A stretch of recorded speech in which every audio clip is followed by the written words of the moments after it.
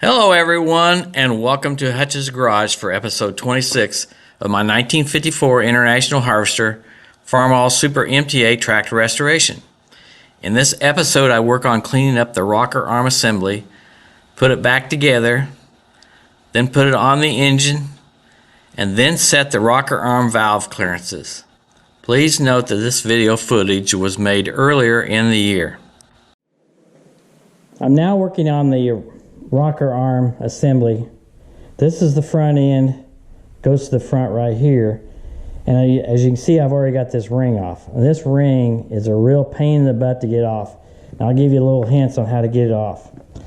So you can see I got a wire there. So what I did, I took this special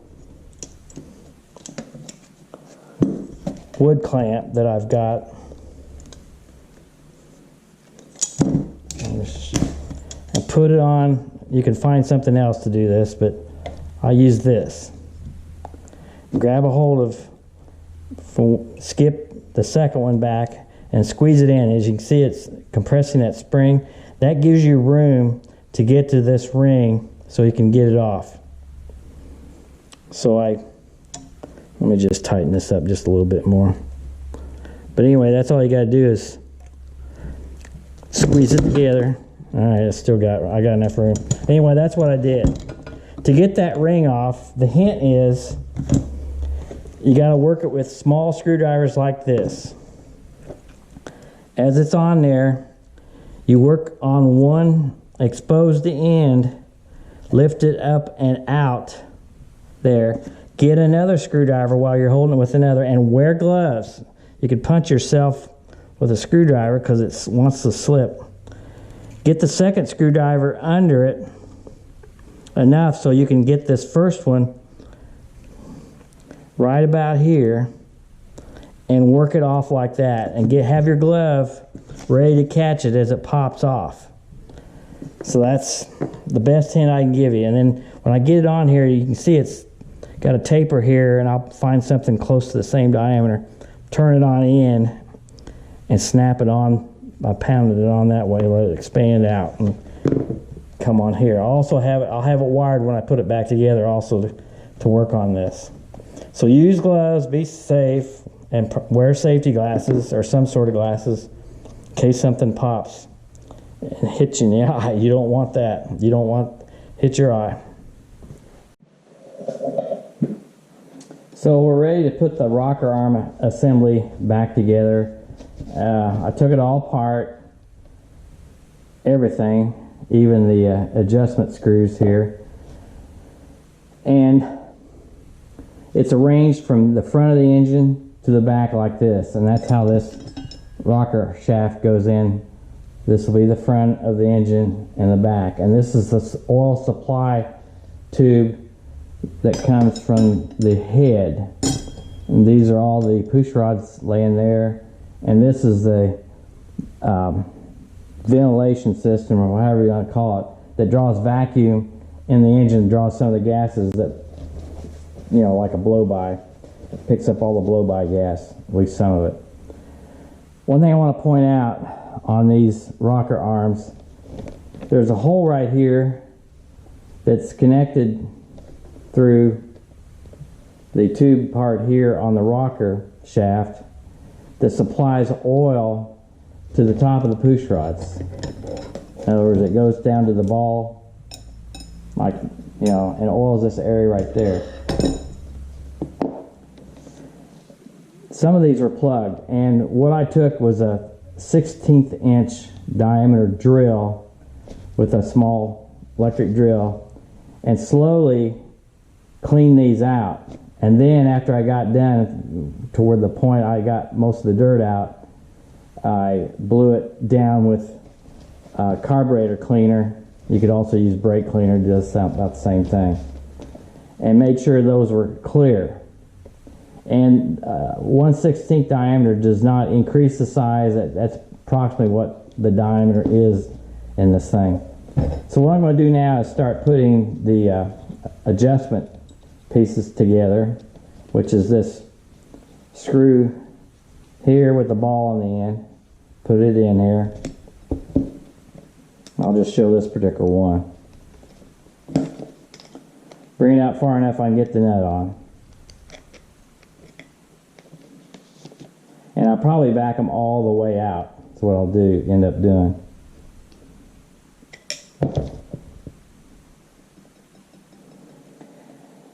There was a lot of corrosion, I think, due to running a cold engine, or running it, starting and stopping, and plus the time that this tractor sat not used. So there's a lot of corrosion on the heads, but they're still useful.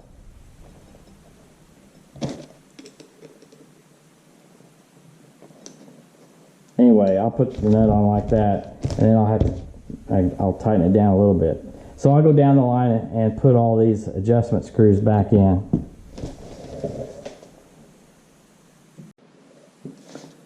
So now that I've got all the valve tappet adjusting screws in with the lock or jam nuts on there, it's time to put this on the rocker shaft. Now on this particular tractor, because of this oil pipe that's basically locked to the pipe, you've got to start from one end and go this way, and then the other end and work this way. And the final piece would be putting on these C-rings at the end. So I'm going to start at the front. So here's the dividing area. And then the other thing I want to point out, that these rockers, basically, there's two part numbers. 355456 R91 and 355455. In other words, this is 5 and this is 6, and they would be on there like this. The other thing you should do before you take it apart is take a photograph of it, so you know if there's any problem you can always look at that to go back. So I'm going to start with this particular one here. We're going to lube it up with my Ultra Slick Engine Assembly Lube by Permatex.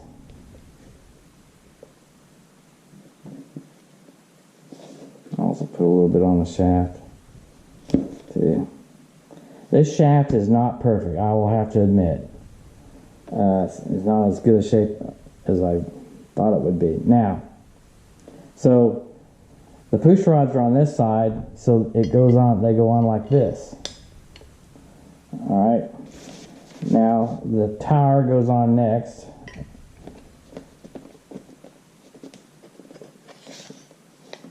And as you can see, the holes line up like that for the bolts. Then we put on another rocker.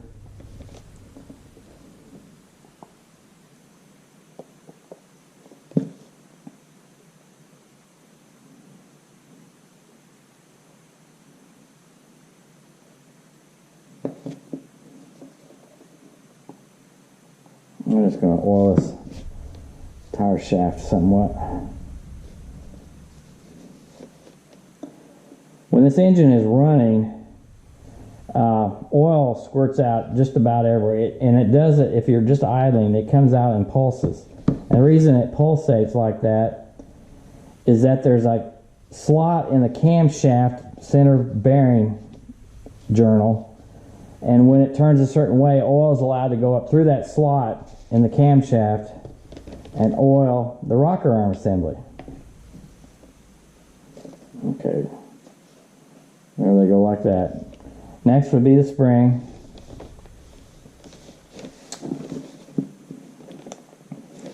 Then another rocker arm.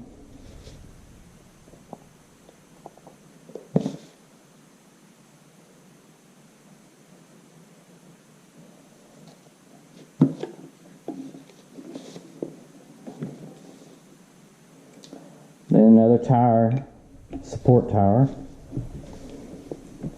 And then last but not least will be this last rocker. And I need to find my wire to wire it close. Okay, we're going to pause right here. In a previous video I showed using a clamp, bring these springs or compressing the spring with a clamp. You don't need to do that. Just make a wire up that will get you to compress it enough. You can do it with your hands. And now I've got it on here, okay? I've oiled this up and got it on here. Now this washer goes on, and I'm going to try something to get this C-ring on. It just forcing it on is going to be hard. All right, let's try this. Putting this on up close. Put my C-ring centered here. Notice I've got this washer here.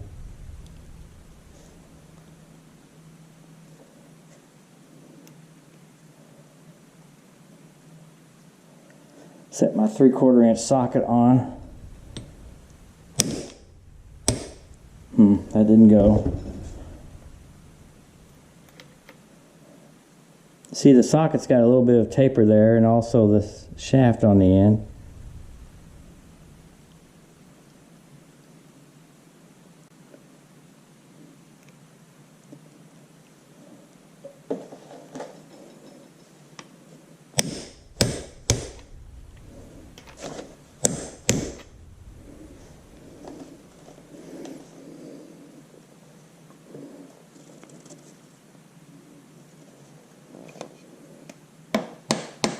Okay, it's on there.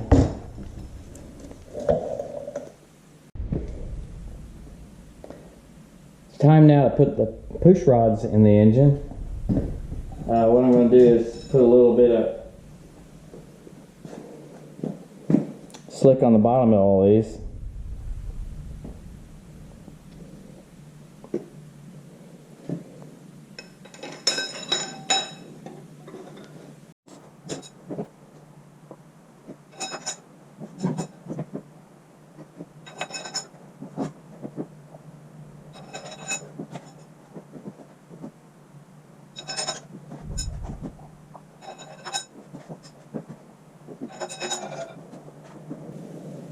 Very last one. So I'm going to just drop a little bit of semi-lube, a drop in each, at the top of each push rod.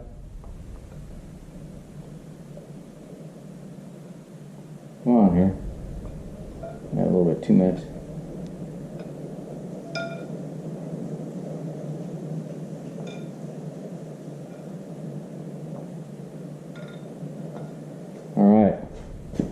So we're ready to put the rocker arm assembly on. Make sure I got them all oriented. Alright, well first make sure, whoops, that needs to be rotated around.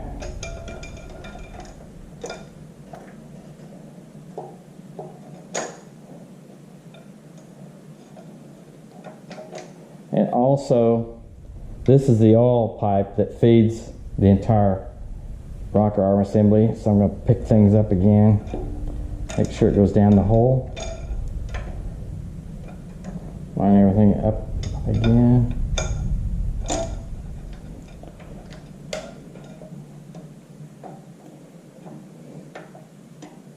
Now I'm ready for my forward bolts.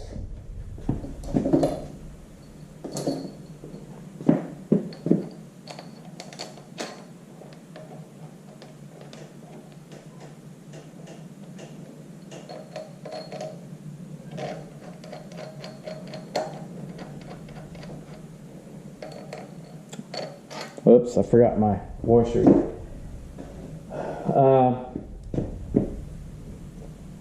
These are the type of washers that were under it, but however, there were only 3 that had them. So I'm going to put the 3 on and probably use a regular lock washer because I do not have one of these. If I get one, I'll put it on later. There's no problem to put it on later.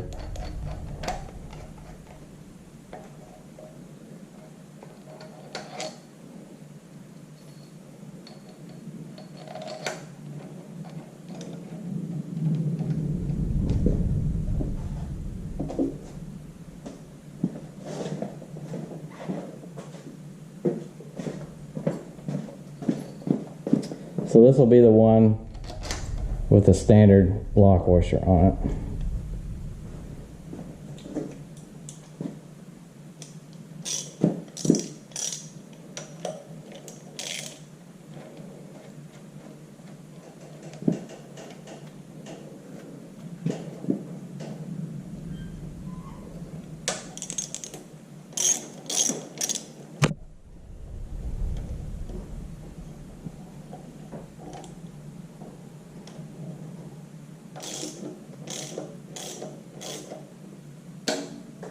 They all should be pretty loose because I got them basically the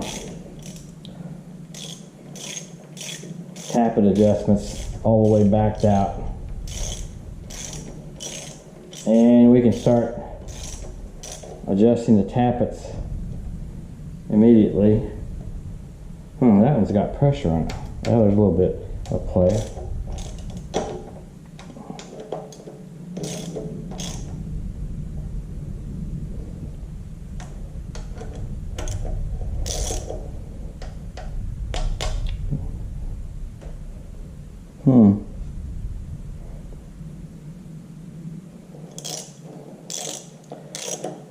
I've got new valves in here, so are they longer? Well, I know why, because if that one's at the point to pull down, we'll have to rotate the engine to proper orientation to set the valve clearance. It's supposed to be at, I think, 17 thousandths, and I'll go 1 thousandths over.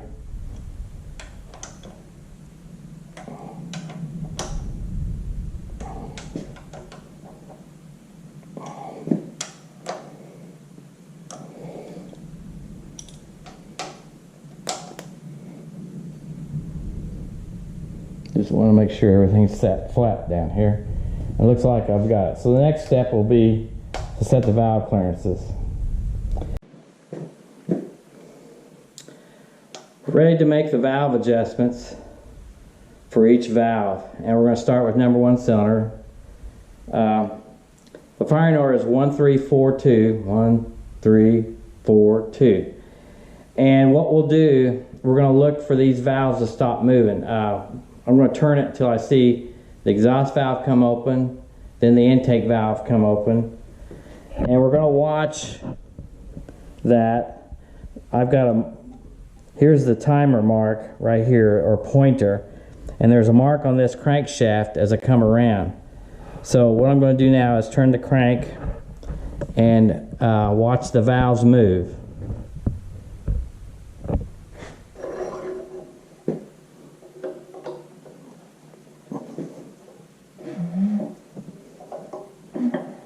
There goes the exhaust valve.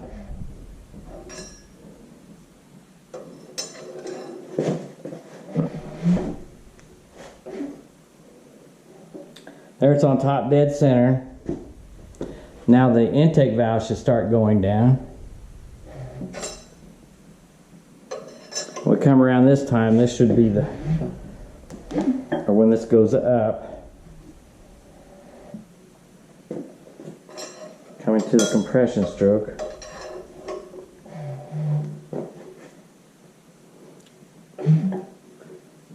So that valve should be all the way up and it's not moving now. If you look down here, my mark is coming up to our pointer. So right there is top dead center. And the way to do this, you start with your number 1 cylinder. We're going to set it at 0.018. It's supposed to be set at 0.017. However, because we're going to have to warm it up, the engine up, and then set it at 0.17. Also, I'm going to have to take the rocker arms off after it's warmed up and ran a little bit to retighten the head bolts to the proper setting. It's supposed to be set at 0.017. Like I said, we're going to go for 0.18. And I've got my 0.18 up here. In fact, this particular feeler gauge set does not have a 0.017 gauge on it. So as I rotate it, you know, right now this bar is pretty parallel. We'll go 180 degrees after we do number 1. Then we'll do number 3, number 4, and then number 2 cylinder. And that's the procedure we do. We go 180 degrees each time and set it. So let's set the first number 1 cylinder. Let's do the exhaust valve first.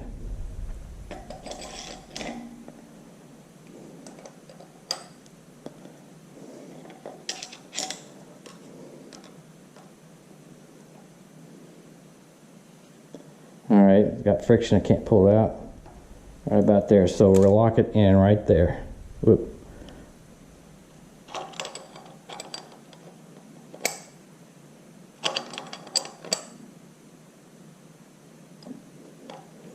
Let's double check it. Yeah, just a slight amount of friction. Let's go to the next one.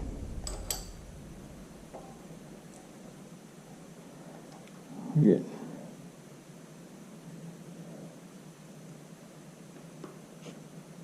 That's tight. All right, right there.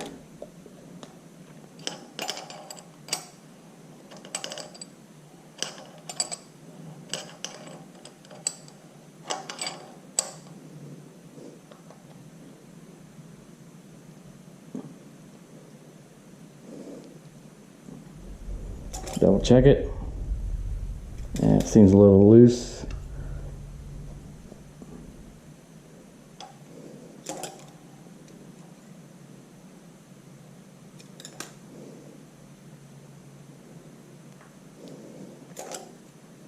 Right there.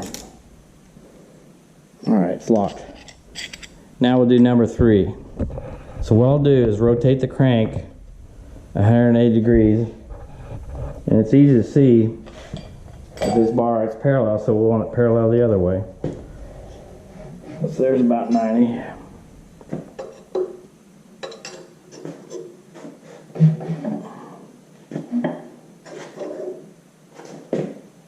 And right there, that should be 180 degrees of turn. And we'll do the same on number 3. 1, 3, 4, 2. Right there, it's written right there. That needs to be turned in quite a bit. Yeah, because I put these on at the widest adjustment. Let's draw it down close. All right.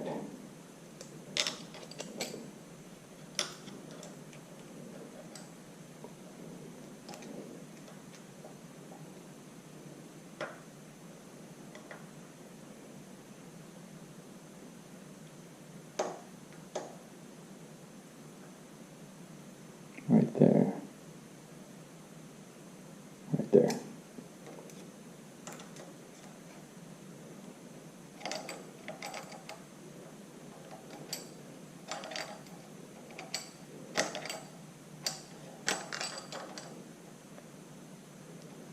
Double check it.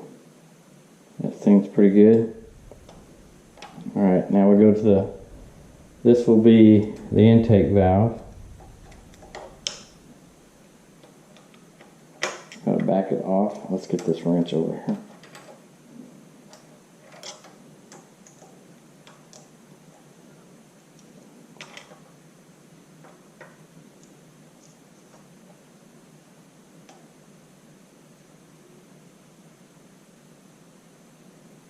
Right there.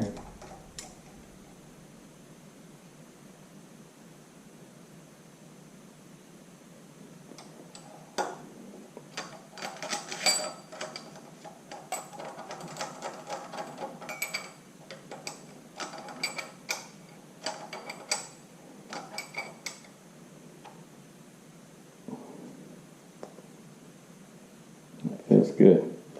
Now the next one will be this one.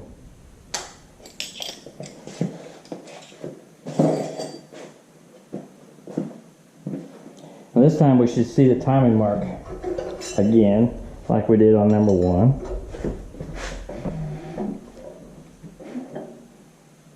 There's top dead center there.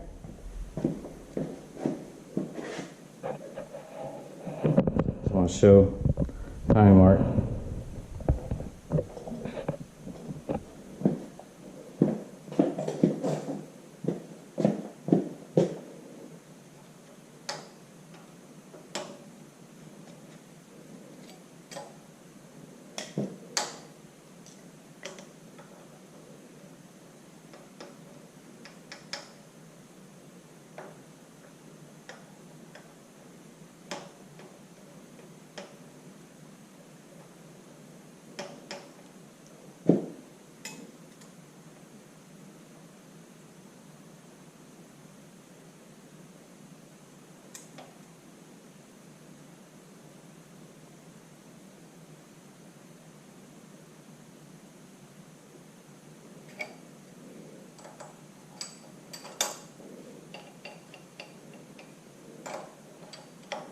Now when the engine runs, the valve and the valve seats will wear, so the clearance will become tighter.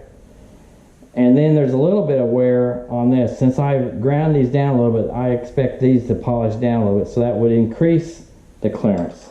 But normally it's the valves that work into the seats that reduce the clearance here. On the exhaust valve now.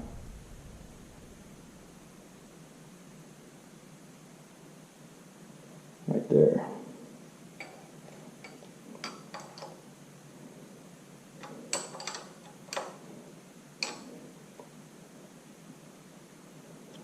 Okay, that's good. Rotate the engine 180 degrees, and there goes the exhaust valve on 3. What we want is number 2 to be free. There goes number 1's intake valve. Alright, there's 180 degrees. So we're doing 2.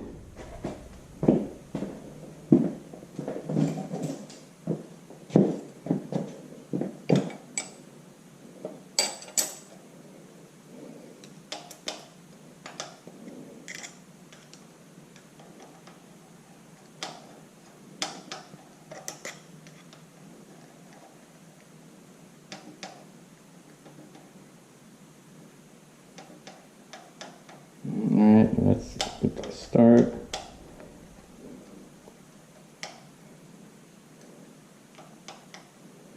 Alright, we'll do the exhaust valve first this time. I need a little more clearance.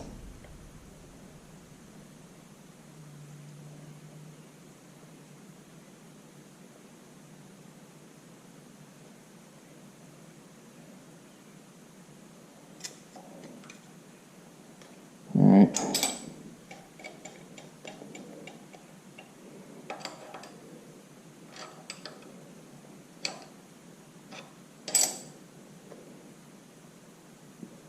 That could be just a hair tight.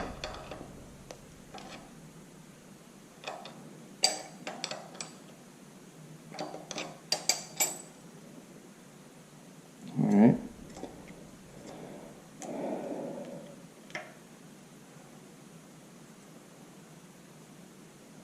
Just want a little bit of drag.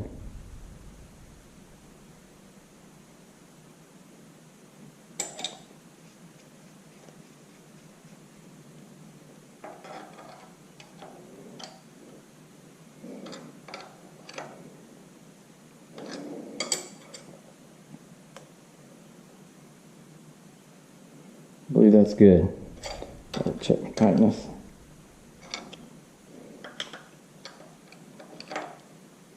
Okay, so all the valve clearances have been set. So I'll be ready to run. So I'm going to close this up by putting the valve cover on. And I still got to clean it up and get it ready. There's 2 studs that go in here that hold the valve cover down. And when I put the gasket on for this, I'm going to seal it, attaching it to this, the engine block, not to the valve cover. And I'll tell you why. This throws a lot of oil around, okay? It's splashing around. And in case oil builds up in the back, you've got an extra dam with that gasket there. And, you know, like I say, we'll have to adjust the valves every so often, so the valve cover needs to go off. So this is the way I had it before. I had a leak on the gasket, and I took the original gasket, cleaned everything up, and used Ultra Black, Permatex Ultra Black, and put it on the bottom of the gasket, and then nothing on the top of the gasket, put the valve cover on, and this engine did not leak from the valve cover at all for 3 years like that. So that's what I'm going to do when I finish this job as far as putting the valve cover on. That's all the time we have for in this episode. Thank you for watching this video. If you like this video, please hit the thumbs up and subscribe to my channel. Please continue to join me for the next episode as I restore and rebuild this 1954 International Harvester Farmall Super MTA tractor.